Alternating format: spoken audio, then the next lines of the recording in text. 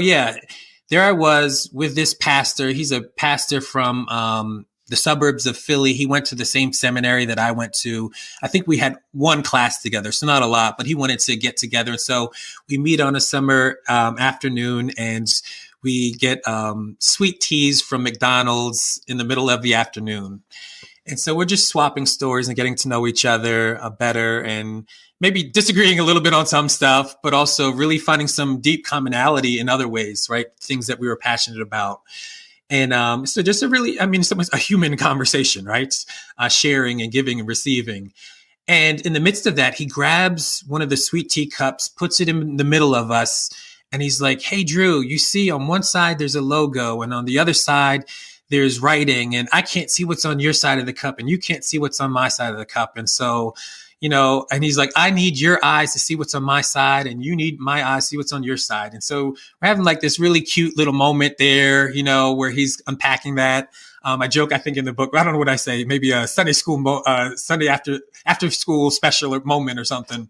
But, basically, after he's finished, I stop him and I say, I thank him, I think, for what he said. But I said, the world doesn't actually work like that. And I was like, I already know it's on your side of the cup, right? And I know it said exactly at that moment that I know people are cringing, probably upset. Like, who does he think he is to say that he knows what's on the other side of the cup, right? And so I go on and I explain what I mean, right? That even when I grew up in Black communities, majority Black schools, all of that. Like I had majority white teachers.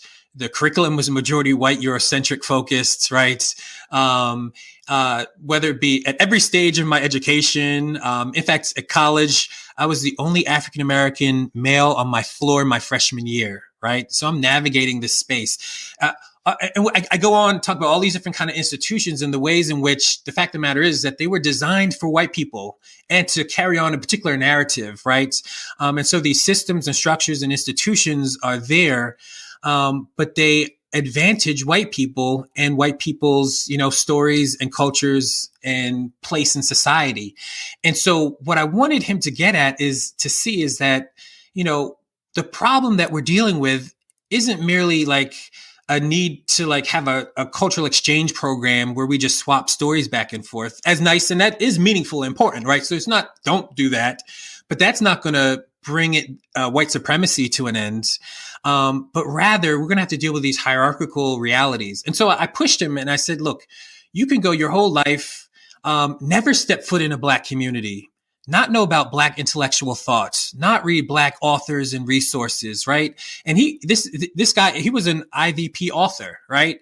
He can do that and not think about it twice, and it's not even going to impact him, right? And that I wanted him to see just the structures, the institutions, the policies, the hierarchical way in which our society was structured, and maybe hopefully just help him to see his own experience and the world that we lived in new ways. And so that was my, sweet tea cup analogy, which a lot of people respond to precisely because it jars them a little bit, because that's the common thing that people say, right? Oh, we just need to go back and forth. And we imagine that we're on an equal playing field structurally, when in fact, it's unjust systems and inequitable systems that we're operating through. And if we don't grapple with that aspect of racism, in some ways, we've missed so much of what's going on around us. Mm.